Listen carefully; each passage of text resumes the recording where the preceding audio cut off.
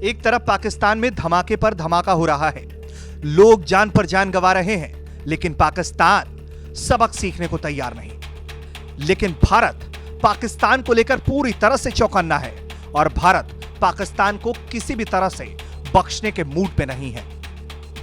LOC पर भारत कार्रवाई तो कर ही रहा है, साथ ही पाकिस्तान में बैठे भारत के दुश्मनों के खिलाफ भी लगातार कार्रवाई की जा रही है। पाकिस्तान आतंक का पनाहगार तो है ही, लेकिन इस बार भारत ने एक लिस्ट जारी कर दुनिया में दहशत की मिसाल कायम करने वाले 18 ऐसे नामों को बेनकाब कर दिया जो पाकिस्तान की शरण में है, जिसे पाकिस्तान संरक्षण देता है।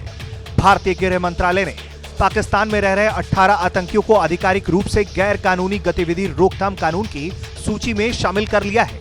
यानी कि अब गृह मंत्रालय की तरफ से जारी कुल आतंकियों की लिस्ट में संख्या 31 हो गई है, क्योंकि इसके पहले सिर्फ संगठनों को आतंक की सूची में रखा गया था और अब इन लोगों को आतंकी घोषित किए जाने के बाद से उन्हें किसी तरह का संबंध और लेन देन करने वाले व्यक्ति या संस्था पर यूएपीए के तहत शिकंजा कसा जाएगा।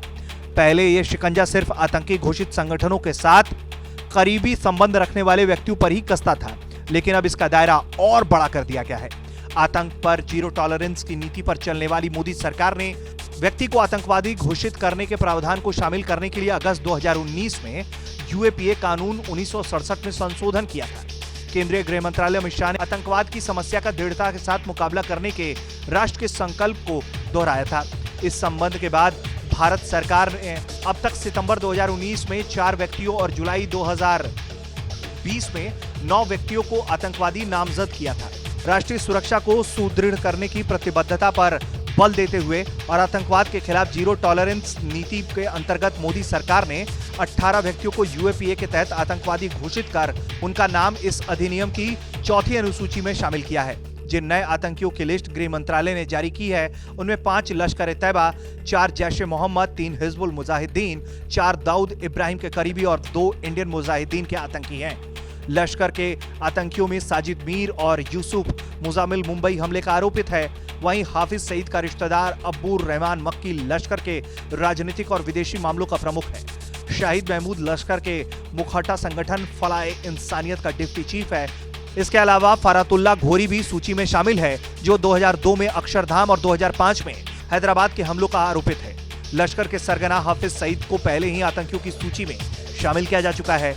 जैश के अब्दुल राउफ असगर, अथर इब्राहिम और यूसुफ अजहर को पहली बार आतंकी घोषित किया गया है। देश में जैश के आतंकियों को हमले के लिए भेजने वाले सैयद मोहम्मद यूसुफ शाह भी आतंकी सूची में है।